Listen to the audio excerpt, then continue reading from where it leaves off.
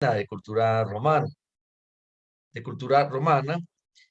Y recuerden todos que el Imperio Romano se asentaba pues en toda esa cuenca del Mediterráneo, lo que hoy conocemos como España, Italia, Grecia, la Tierra Santa, Egipto, Túnez, Algeria, Marruecos. Entonces, el sur de Europa, el cercano oriente del Asia y el norte del África. En el norte del África encontramos a una ciudad como Alejandría, que está en Egipto y es de cultura más griega. Ya lo vimos, ya esa ciudad la conocemos un poco. Y yendo hacia el occidente de ese norte del África, nos encontramos con Cartago. Este Tertuliano es de allá de Cartago y esa ciudad era más de cultura latina. Mm. Entonces, el tema de esta sesión número 7 es Tertuliano, un fundamentalista que nos puede dar pistas para el diálogo fe y culturas. Mire, este título es un poco extraño, pero explico esto del fundamentalista. Es que Tertuliano eh, tenía algunas cosas de Tasiano. Y entonces él empezó siendo cristiano en la Iglesia Católica, pero a veces así, como sucede a la gente muy rigurosa y muy estricta que terminan saliéndose. Y Tertuliano se fue volviendo con el paso del tiempo muy estricto, muy riguroso y terminó fundando también, oyéndose a otra iglesia, a la iglesia montanista, una iglesia que se decía, no, aquí sí estamos los mejores, dejemos esa otra iglesia que no son tan buenos. Esa ha sido una tendencia en la historia de la iglesia. Muchas veces hemos visto eso, que los que quieren ser más católicos resultan saliéndose del catolicismo. Y así le pasó tanto a Tasiano como a este Tertuliano. Tertuliano pues no terminó católico, terminó en la iglesia montanista. Busquen ese término montanismo y se darán cuenta pues en qué andaba Tertuliano, en los rigorismos en los que andaba. Sin embargo, este es uno de los grandes hombres de la antigüedad cristiana. Fue católico, luego fue montanista, siempre fue cristiano. Es uno de los grandes hombres. A él le debemos muchísimo en la teología, en la patrística. Es un hombre clave, pues, de la patrística. Y sus escritos, sobre todo todos los escritos que hizo estando en el seno de la Iglesia Católica, pues los apreciamos muchísimo. Son escritos muy valiosos y fueron escritos en comunión con la Iglesia Católica.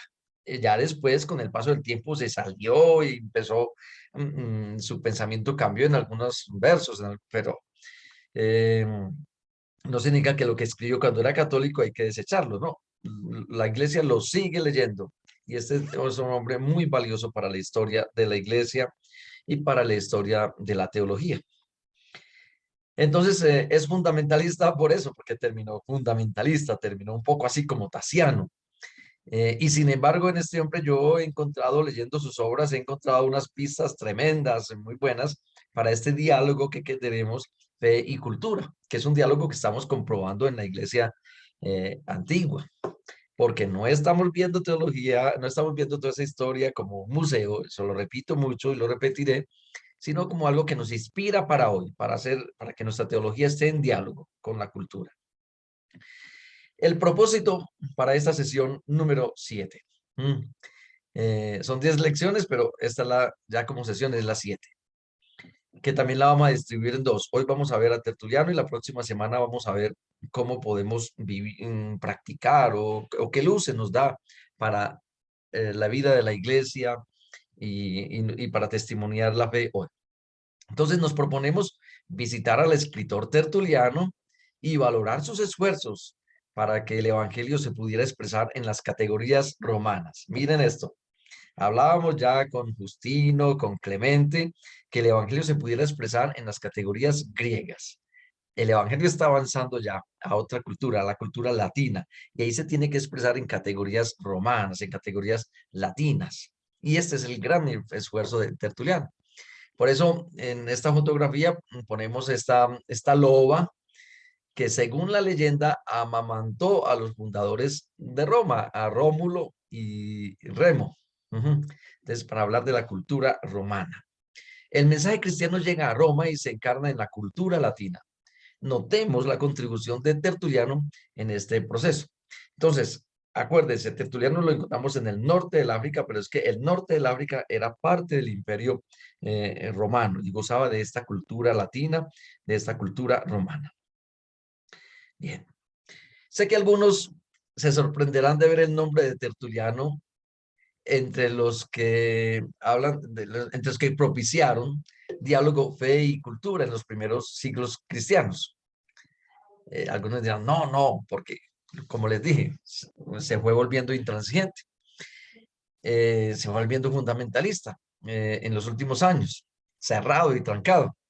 Aún así, su vida y sus escritos nos ayudan hoy para que el evangelio que predicamos tome la carne de los pueblos que nos acogen en la misión. Yo encuentro mucha inspiración en este hombre, ¿sí? Entonces, Tertuliano lo encontramos viviendo en Cartago. Este es un boceto de esa ciudad como era en la antigüedad. Una ciudad muy importante para el imperio romano, una de las grandes ciudades de la antigüedad romana. Entonces, antes de hablar de Tertuliano, como ya tenemos por método, consideremos algunos hechos de hoy que al final nos ayuden a aplicar y a ver qué luz nos da Tertuliano para iluminarlos. Entonces comienzo con algunas anécdotas de hechos recientes. Así nuestra visita a Tertuliano puede darnos luces para alumbrar nuestro momento. Miren pues la ciudad de Cartago, así como habíamos mirado la ciudad de Alejandría con su faro, con su biblioteca, así miremos esta ciudad, este puerto allá en el Mediterráneo. Entonces, la primera cosa que les cuento de estos hechos de hoy, que tienen que ver con lo que vamos a ver de Tertuliano. Aquí en esta foto, que es muy entrañable para mí, encontramos al obispo Virgilio Pante. Él era mi obispo cuando yo estaba en Kenia. El obispo es todavía el obispo de Maralal. Él está terminando ya su episcopado porque ya está un tanto mayor y está cristiano. Entonces, mm, allá era mi situación y es la situación de todos esos cristianos y de todos esos misioneros. Crear un lenguaje, porque la Biblia, por ejemplo, se empieza a traducir al samburo, porque los rituales, el misal, los sacramentos, se está traduciendo a esas lenguas. Entonces muchas veces nos encontramos en la discusión, ¿cómo decir esto en la lengua samburo? ¿Cómo expresar este concepto en la lengua samburo? Y no es fácil, eso es una tarea muy complicada. ¿Cómo traducir la Biblia, lo que el autor bíblico quiso decir y lo que Dios quiso inspirar, cómo traducirlo a una lengua? Así. Entonces, aquí, ¿cómo llamar la tercera persona de la Santísima Trinidad? Era la pregunta que nos hacíamos en el comité. Y claro, ahí estaba el obispo y ahí estaban los cristianos. El comité Samburo de traducción de la Biblia se enfrascó en una interesante discusión. ¿Cómo llamar en la lengua local el Samburo a la tercera persona de la Santísima Trinidad? Algunos proponían el Tau Siñati y hay otros proponían Enquiñet Siñati. Pero miremos las dificultades que cuando uno escoge una de las dos. Todas dos tienen dificultades, pero hay que escoger la mejor. ¿Cómo esta gente puede entender lo que es el Espíritu Santo? Entonces, el Tao es la palabra que los primeros misioneros usaron y que puede ser traducida no solo como espíritu, sino también como corazón. El Tao Lai es mi corazón, el Tao, el corazón, ¿sí? Entonces, se puede llamar corazón. Porque también corazón también podía servir para espíritu. El problema era que con esa palabra muchos cristianos, muchos de la comunidad estaban confundiendo al Espíritu Santo con el Sagrado Corazón. Siñati traduce santo, sagrado. El Tao, Siñati. Entonces lo estaban confundiendo y sabemos que es muy distinto el Sagrado Corazón al Espíritu Santo. Ante ese lío, para que nadie confundiera el Espíritu Santo con el Sagrado Corazón, el Tao Siñati, sí, con el espíritu, con el corazón de Jesús. Ante esto, ante ese lío, los del comité se buscaron otra palabra y encontraron en que puede traducirse también como respiración. Y realmente en las lenguas bíblicas el espíritu también se llama respiración, ruah, el aliento, ¿sí? En el hebreo. Neuma, que es como neuma, viento, soplo. De ahí viene la palabra neumático en griego. Ah, entonces aquí lo podemos llamar Enkiñet, ¿sí? Enkiñet Siñati, el Espíritu Santo. Santa respiración, traduciría textualmente. Entonces decidimos al final que lo íbamos a llamar en Enkiñet Siñati, que íbamos a traducir esa palabra en Enkiñet Siñati para que no usar más el Tao Siñati como los primeros evangelizadores lo decidieron porque nos estaban confundiendo el corazón de Jesús con el Espíritu Santo. Eh, Tertuliano se enfrentó a muchos problemas así. Él, entre otros méritos, es el creador del latín cristiano y logró que la gente de cultura romana pudiera entender las cosas de la fe en su lengua. Entonces, miren, es el mismo problema. Pues después el latín se volvió la lengua oficial en la que hablaba la iglesia. Pero alguno tuvo que traducir eso que era hebreo, que era griego, lo tuvo que traducir al latín. Mm, Cuando dicen el latín es de la tradición de la iglesia, realmente no. Jesús tal vez no hablaba latín, los apóstoles tal vez no hablaban latín. Muchos años después se encontraron en Roma y allá empezaron a hablar latín.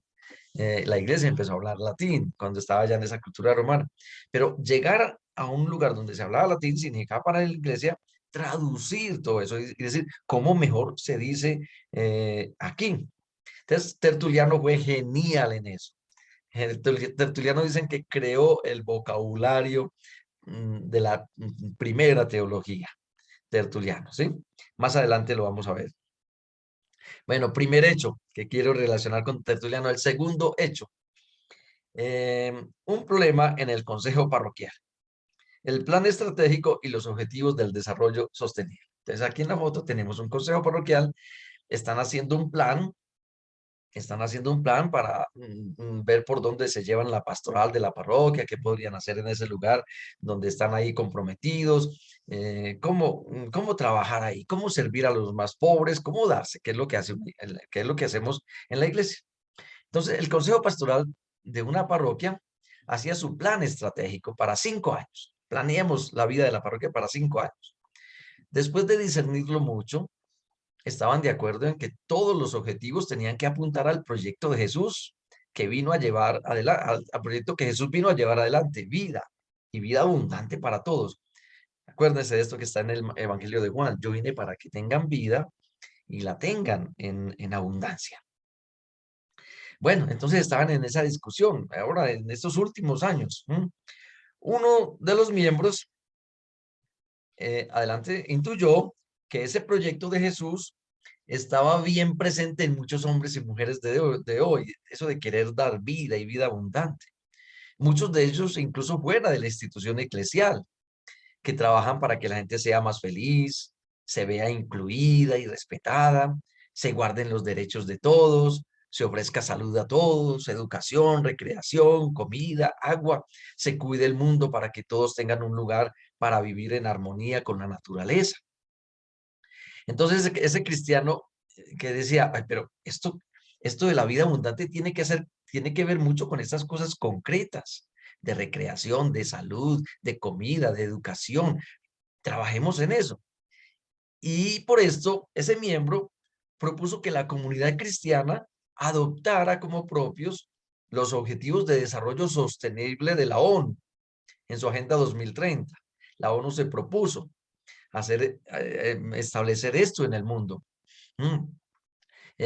Fin de la pobreza, ahí ven todos los objetivos del desarrollo sostenible de la ONU, que se trabajan mucho en todo el mundo, ¿no? Fin de la pobreza, hambre cero, salud y bienestar, educación, igualdad, agua limpia, producción y consumo responsables, trabajo decente, crecimiento económico, acción por el clima, la paz, la justicia.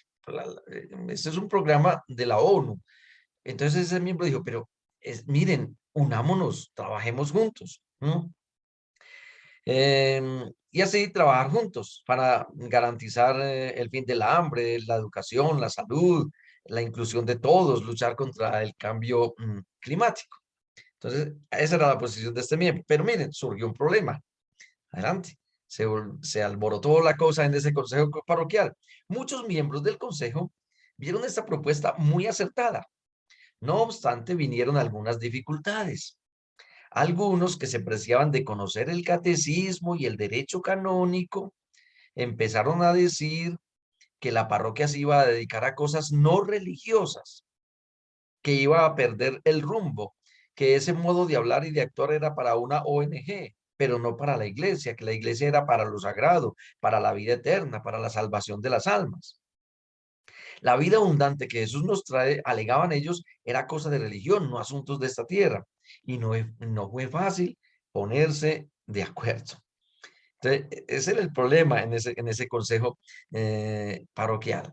Es decir, es como una salvación que ellos decían, no, ese lenguaje no lo podemos usar, porque ese es el lenguaje de la ONU, ese es el lenguaje de las ONGs. Nosotros tenemos que usar un lenguaje sagrado, un lenguaje que hable de salvación, de redención, del cielo. No podemos. Es como como si lo que Jesús ofrece no tuviera que ver con esta tierra y el lenguaje para referirnos a eso que Jesús ofrece, tendría que ser un lenguaje esotérico, un lenguaje religioso, un lenguaje sagrado, y no se pudiera expresar con los términos, con lo que la gente los expresa hoy. Adelante, el problema de ese consejo parroquial no es nuevo en la iglesia. Tertuliano vivió también un desafío de este tipo, de este estilo.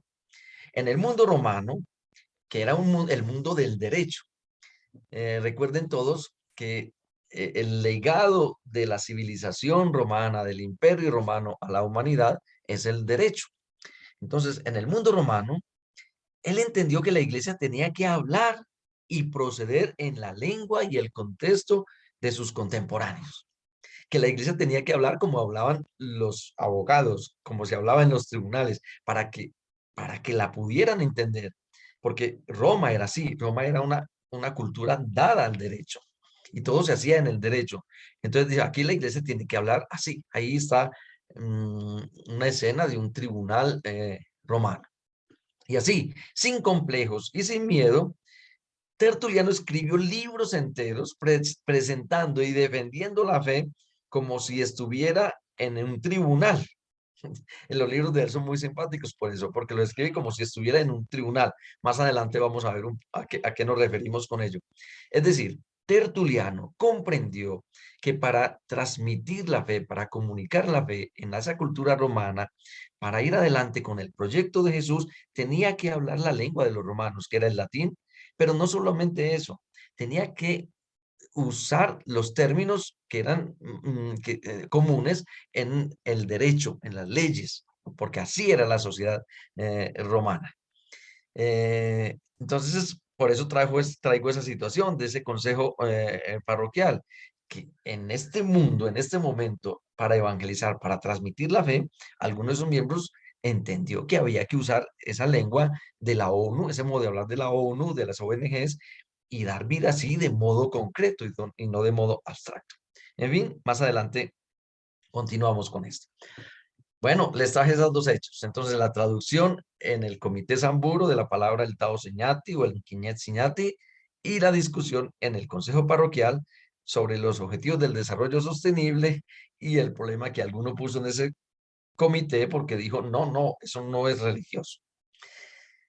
Bueno, vámonos pues ya para Tertuliano y más adelante relacionamos, volvemos a tomar estos casos, ya cuando hagamos una crítica o cuando busquemos inspiración para actuar hoy. Tertuliano, un abogado romano. Miren el mapa. En el mapa pues hay algunas, allá a donde dice África y más a la izquierda, no, ahí arribita estaba, no, a la derecha está Cartago, ¿sí? Ahí en el norte del África, ahí está Tertuliano. Entonces era un abogado romano y vivía allá en esa parte del imperio. Eh, entonces, el cristianismo había hecho un largo viaje desde la cultura judía a la cultura griega. Eh, con mucha alegría tengo que decir que ese viaje nosotros lo hemos experimentado en estas clases. Cuando salió todo de allá, de la Palestina, y llegó a Grecia, y llegó a Alejandría.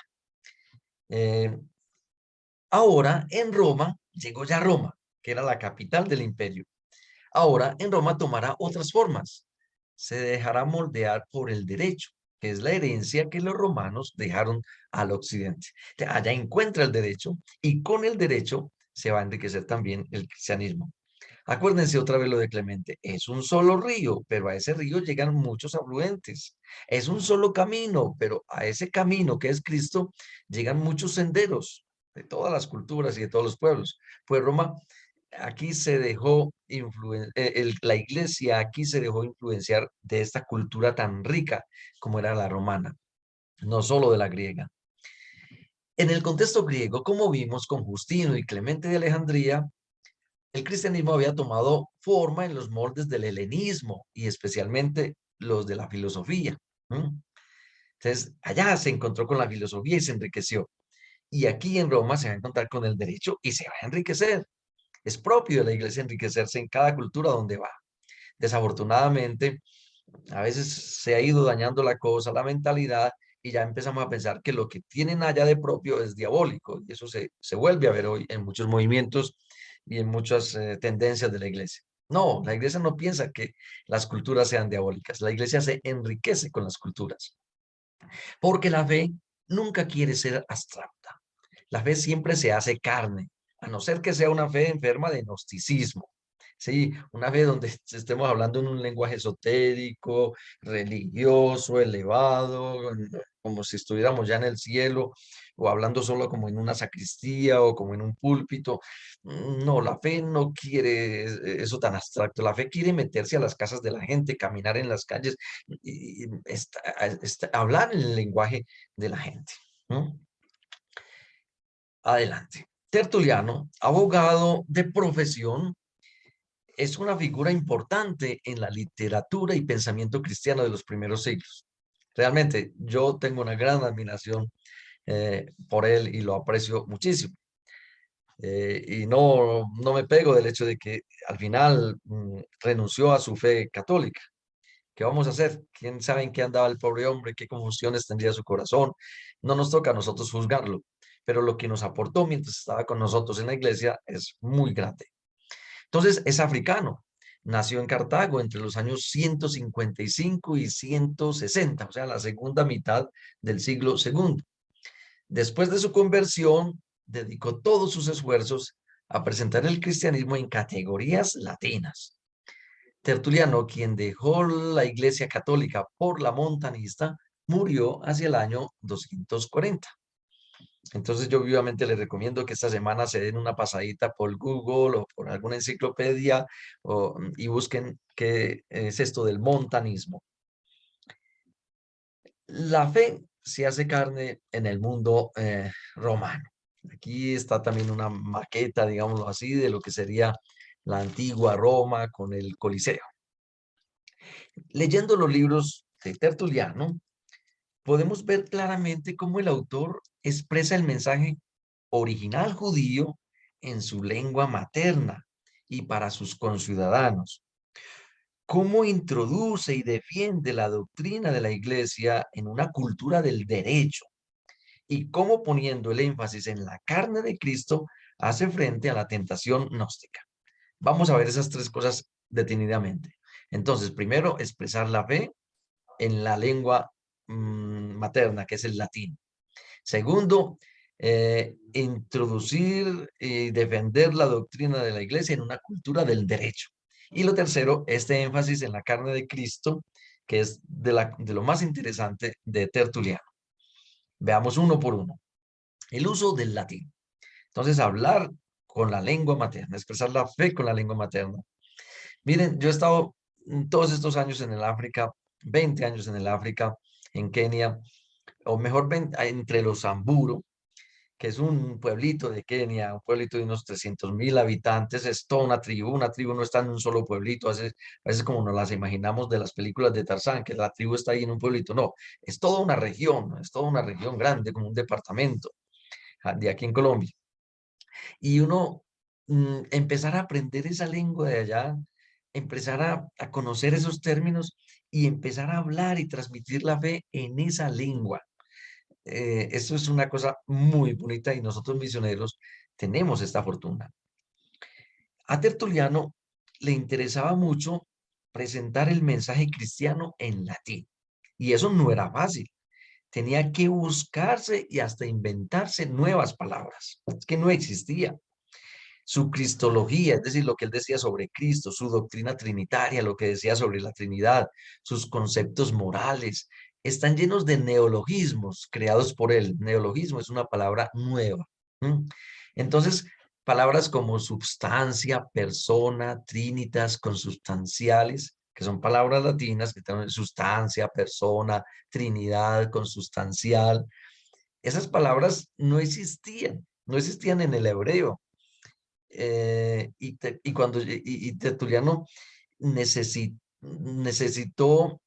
expresar esos conceptos. No existían las palabras, pero sí existían los conceptos, ¿sí? Necesitó expresar eso en latín, ¿sí? Sustancia, persona, Trinidad, consustancia. Él tuvo que acuñar palabras, crear palabras nuevas.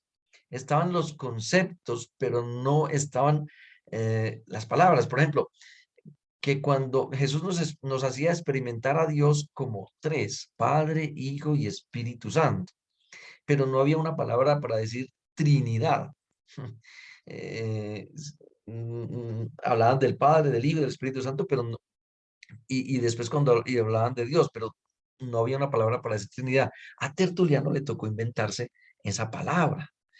Eh, la palabra persona antiguamente significaba la máscara que se ponían los actores en el teatro, pero Tertuliano le dio como una connotación de lo que más o menos hoy entendemos por persona. En fin, Tertuliano tenía que crear lenguaje para que sus oyentes latinos le entendieran la fe. Y estas palabras han marcado la historia del dogma y todas ellas se las debemos a él. Estas ideas son de Benedicto XVI, en una catequesis que nos dio sobre Tertuliano, ¿sí? Que nos presentaba así, a un hombre que marcó la historia del dogma y que le debemos el lenguaje cristiano a él, ¿no? En tiempos de Tertuliano, el griego era la lengua de la clase alta del imperio y el latín era la del vulgo. Entonces la gente sencilla, la gente del pueblo, vulgus en latín significa pueblo, ¿sí? Entonces la gente hablaba era latín y la gente de la dirigencia, de la clase alta hablaba griego. Entonces Tertuliano quería ser entendido especialmente por el pueblo llano y en su esfuerzo resultó el primer teólogo latino. Mm, Resultó ser el primer, así como vamos a decir que Orígenes es como el primer teólogo griego, es el padre de la teología sistemática. Así de Tertuliano vamos a decir que es el primer teólogo latino. Entonces, esta es la primera cosa de Tertuliano, el uso del latín, pasar de una lengua a la otra para presentar el mensaje cristiano, y eso es lo que seguimos haciendo hoy en la misión. La segunda cosa del latín, de Tertuliano, la segunda cosa de esta herencia de Tertuliano, el cristianismo presentado en los moldes de la cultura del derecho. Entonces ya les dije, el derecho es definitivamente el legado de Roma a la humanidad, en especial a la cultura occidental. Cuando el cristianismo llegó a Roma, se dejó modelar por el derecho. Y los escritos de Tertuliano son un ejemplo claro de esto. Tertuliano, como dijimos atrás, era un abogado romano y como tal expresaba su pensamiento y exponía la fe cristiana con conceptos y vocabulario jurídico. Aquí tenemos un abogado romano también defendiendo o hablando en un discurso en un tribunal. Entonces Tertuliano presentaba la fe así. Adelante. Así como Justino y Clemente usaron la filosofía griega, así Tertuliano usó el derecho romano. Con el derecho como instrumento, Tertuliano logró explicar la doctrina de la iglesia y del evangelio. El abogado Tertuliano descubrió y aprovechó todas las posibilidades que le daba el derecho romano para la evangelización. Entonces, Clemente aprovechaba la filosofía y Tertuliano aprovechaba el derecho. Eh, para Clemente, la filosofía era un pedagogo que había traído a la fe a los griegos, y para Tertuliano era el derecho ese pedagogo. Entonces, miren varios de los libros, adelante con la siguiente diapositiva. Varios de los libros de Tertuliano tienen como este fondo, como este escenario. Es como si fuera una corte, ¿sí?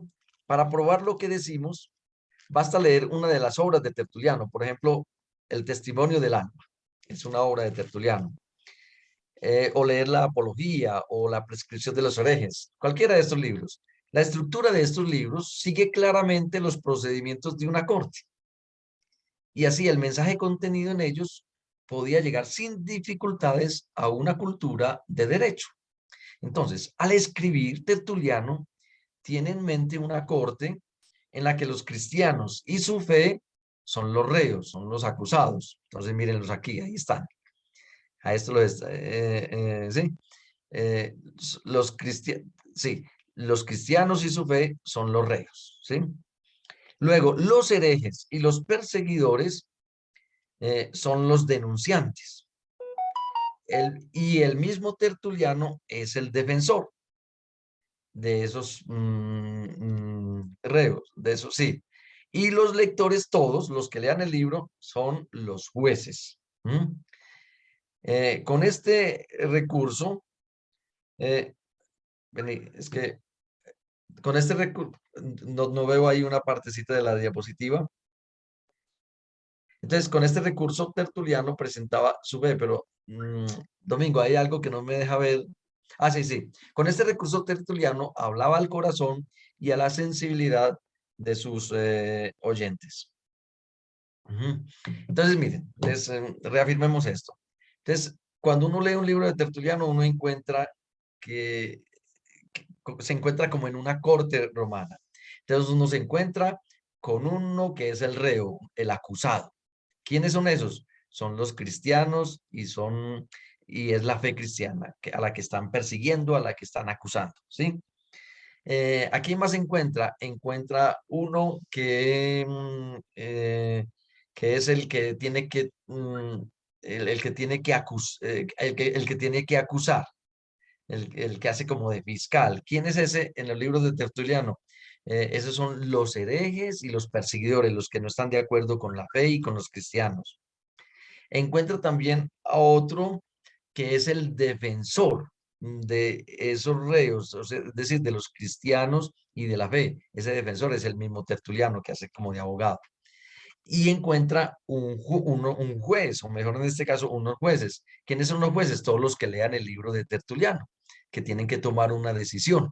Si el abogado, si el defensor lo hace bien, que es el mismo Tertuliano, pues tomará una decisión en favor de los cristianos y de la fe. No sé si me hago entender bien, pues, cómo eran los libros de Tertuliano. Entonces, aprovecha este recurso.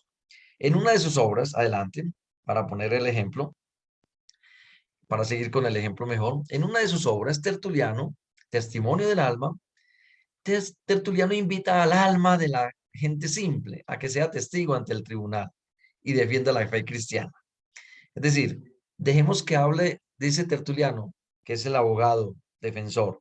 Traigamos un testigo a este tribunal donde están siendo acusados los cristianos y su fe por ustedes fiscales que son los herejes y perseguidores.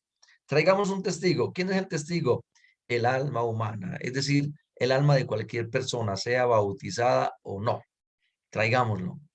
Y Tertuliano decía, cualquier persona tiene un alma naturalmente cristiana, naturaliter cristiana. Es decir, en el alma de cualquier ser humano habita Cristo. y si esa persona dice la verdad, lo que diga va a servir para defender la fe y para defender a los cristianos. ¿Sí? Entonces, hagamos recurso a lo que la gente tiene en el corazón, al corazón humano, hoy diríamos más que al alma. ¿Sí? Entonces, eh, eh, de- entonces él decía, todos, aún sin estudios y sin mucha formación, participan de la razón que es el mismo Cristo. Y es por esto por lo que ya escuchar lo que la gente siente y dice espontáneamente, especialmente en los dichos y proverbios, ya esto sirve para defensa de la fe. Entonces, no nos tenemos que inventar nada traído de allí o de acá o de la Biblia o de no sé. No, escuchemos el corazón y verá que ahí encontramos argumentos para defender la fe. Entonces él empieza a decir todos los dichos de Roma, los dichos que la gente decía en Roma para defender, por ejemplo, la existencia de Dios. Mm. Eh, y así, muchas otras cosas. Entonces, llamando al alma humana al tribunal, Tertuliano pone los fundamentos no solo de la defensa del cristianismo, sino los del diálogo con los no cristianos. Para Tertuliano, todos los seres humanos que escuchen su alma y la de los otros podrán estar de acuerdo en lo esencial, y esto porque en ella Cristo siempre está presente. Entonces, cuando tengamos una discusión, dice Tertuliano, escuchemos el alma, escuchemos lo que la gente dice y de ahí podemos sacar los argumentos para defender la fe. No hay necesidad de ir con cosas del catecismo o de la Biblia o de no sé dónde. No, basta escuchar el corazón humano y ahí se encuentran los mejores argumentos. ¿Cuántas veces nosotros también citamos proverbios de la gente, dichos de la gente para probar alguna cosa? Porque es que esos proverbios están llenos de sabiduría.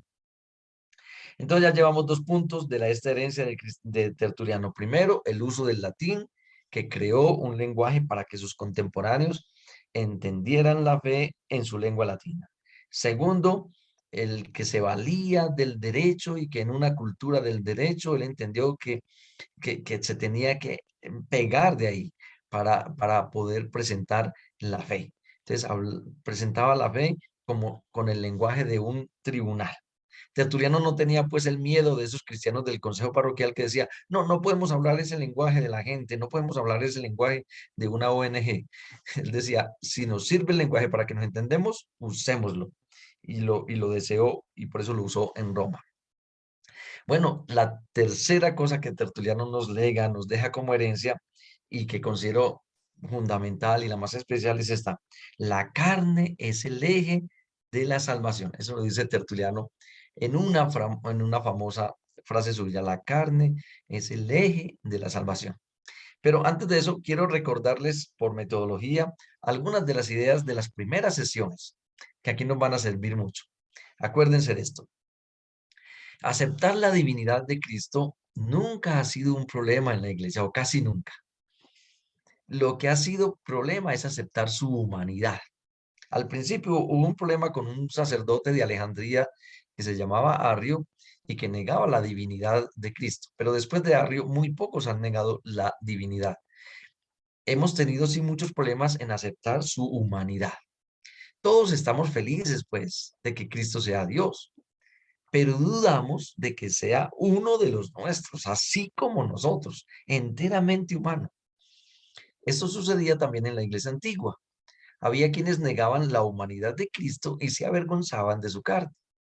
Entonces Tertuliano sale a refutar estas teorías, que eran de los gnósticos, de los docetas, acuérdense, ¿sí? Y hace ver que sin la humanidad y la carne, todo este asunto de la salvación es puro espectáculo. Si no hay carne, no hay salvación. Sí. Uno de estos que negaban la humanidad, se lo recuerdo, era un tal Marción, que negaba la carne de Cristo. Marción, como los gnósticos, sus compañeros, diluían el misterio de Cristo en especulaciones lejos de la realidad. Los herejes decían también que la humanidad de Cristo era pura apariencia, dokein, y por eso se llamaban docetistas. Esta diapositiva es para recordarles estas ideas que ya estaban claras en las primeras sesiones, es solamente un recuerdo. Tertuliano es un acérrimo defensor de la encarnación y escribió un libro llamado La carne de Cristo para defender la posición cristiana. Así se llamaba precisamente. Sigue adelante. Entonces, según Tertuliano, el Hijo de Dios no vino a satisfacer la curiosidad de los que se glorían en teorías. Él vino a salvar lo que estaba perdido y por eso asume nuestra carne. Dios no tiene miedo a la realidad y toma nuestra carne con todas las consecuencias que le siguen. Nada en Jesús es apariencia, todo en Él es realidad. Entonces, si hubiera apariencia, habría mentiras en Él y no, en Él no hay mentiras. Él es la verdad, Él tomó nuestra condición humana con todo lo que esa condición humana entraña de límites, eh, eh, sí, con todo, de debilidad. Él asumió todo eso. Adelante, sigamos. Entonces, la expresión más afortunada de Tertuliano es esta: la carne es el eje de la salvación. Por si lo oyen algún día, que lo dicen también en latín, caro, cardo, salutis. ¿Sí? Se puede traducir el eje o se puede traducir también la bisagra. La carne es la bisagra de la salvación. ¿Sí? Antes de traer algunas citas del libro La carne de Cristo, traigamos una de su libro sobre la resurrección de la carne, donde Tertuliano afirma que la carne es el eje de la salvación. Eh, Antes que estorbar la salvación, como mucha gente pensaba, los gnósticos y los docetas, y como muchos movimientos y corrientes hoy en la iglesia piensan que la carne estorba la salvación o la humanidad estorba la salvación, nuestra humanidad. No, es por el contrario, eje, bisagra, motivo de salvación. Es inconcebible pensar, de acuerdo con Tertuliano, que Cristo, que ama a la gente y que vino a redimir los seres humanos, se pueda avergonzar de asumir su carne y de ser hombre entre los humanos. Cristo cargó con todo lo que quería redimir, no solamente con el alma, sino también con la carne. No es que Tertuliano se interese por una sola dimensión del ser humano, el alma. Hablando de ella, él se refiere al hombre y a la mujer enteros, y especialmente a su capacidad de razonar. Entonces, cuando dice alma, no está refiriéndose a una partecita. No, no, se está refiriendo a todo el ser, porque es que el alma es una dimensión del ser humano. Está en todo lo que es el ser humano. En su encarnación, el Hijo de Dios tomó toda nuestra realidad. Así la fe de la Iglesia siempre ha defendido la encarnación y la herejía siempre la ha negado. Miren aquí pues la imagen. Está esta puerta, esta es como esas puertas giratorias y esa puerta tiene un eje. Entonces, Tertuliano dije, la carne es el eje de la salvación, ¿sí? La carne es de donde pende la salvación, o el gozne, o la bisagra, varias palabras podrían traducir esto. Traigamos pues unas citas, ya en la siguiente imagen, unas citas de la carne, de este libro, La carne de Cristo. En ese libro, Tertuliano desafía a los herejes gnósticos que quieren un Cristo solo Dios y Espíritu, así como nosotros ahora también creemos que a veces que queremos un Cristo Dios y que Espíritu, pero nos escandaliza que sea tan humano como nosotros. Entonces Tertuliano dice ahí en ese libro, qué es lo que es indigno de Dios? ¿Qué es lo que nos hace avergonzar? Que tuviera que nacer, que tuviera que morir, que llevara nuestra carne, o la cruz, que fuera circuncidado, o crucificado, o puesto en una cuna, o en una mortaja, que lo pusieran en una pesebrera, o en una tumba. Eso nos hace avergonzar, decir, hoy, ¿cómo un Dios puede ser así? ¿Cómo a un Dios le puede pasar todo eso? ¿Cómo un Dios puede pasar por todas esas? Sí, sí, Él no se avergonzó. Eso es lo nuestro. Y Él lo pusieron tanto en una pesebrera al nacer y hasta que lo pusieron en una tumba al nacer, al morir, tuvo que pasar por todas las nuestras.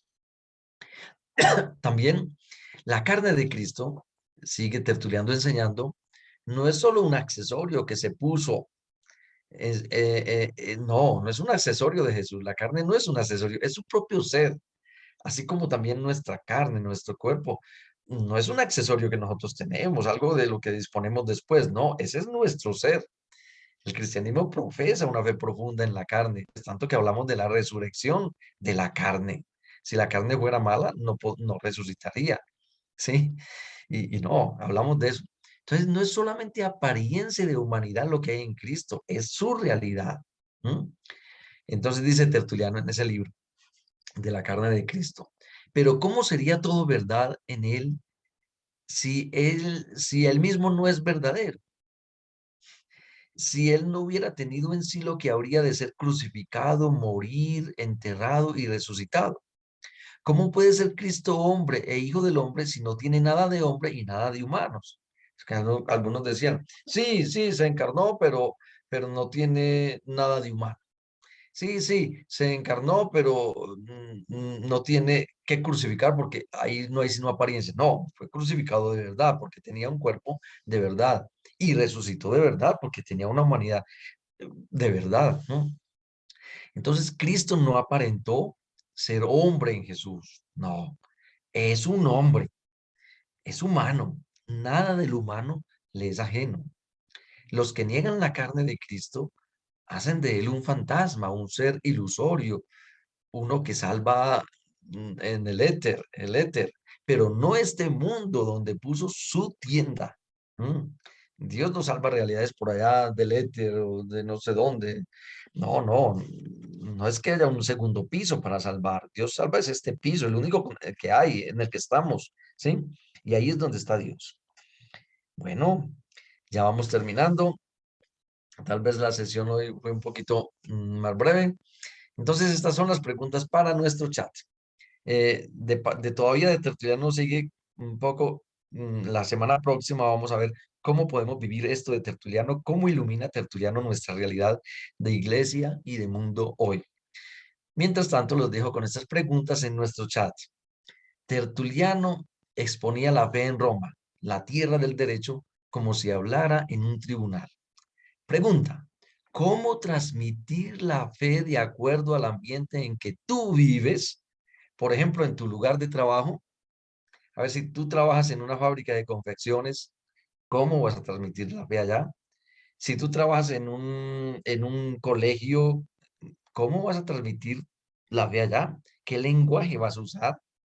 Si tú trabajas en una oficina en la que tienes que ocuparte de la tecnología, de los computadores, ¿cómo transmites tu fe allá? ¿Cómo hablas allá? Si puedes realmente hablar como hablan en la sacristía o como hablan en el grupo religioso al que perteneces, si puedes hablar en la fábrica o en el lugar de los computadores o de la fábrica o en las confecciones, si puedes hablar el mismo lenguaje. En fin, escoge un ambiente tuyo. Aquí hay muchas profesiones y dinos cómo transmitir la fe allá según estas luces que nos da Tertuliano. ¿Entendí esa primera pregunta? Bueno, vamos a ver. Y la segunda, ¿qué aconsejarías tú a los miembros del consejo parroquial mencionado al principio de esta sesión sobre Tertuliano? Ya sabes qué pensaba Tertuliano, ya sabes que para Tertuliano no era un problema dejar el lenguaje religioso y usar el lenguaje del derecho, ya sabes eso. Entonces, ¿qué le aconsejarías a esos miembros del consejo parroquial que se encontraron que esos objetivos del desarrollo sostenible tenían que ver con la vida abundante, porque tenían que ver con el agua, con el ambiente, con el clima, con la educación, con la salud? Es porque es vida, la vida que Jesús nos trajo es eterna, es trascendente, pero tiene que ver con las cosas concretas de este mundo y de este momento. Bueno, si hay algunas preguntas sobre estas preguntas, todavía me las pueden preguntar. Y ahora vamos a pasar pues a una sesión de preguntas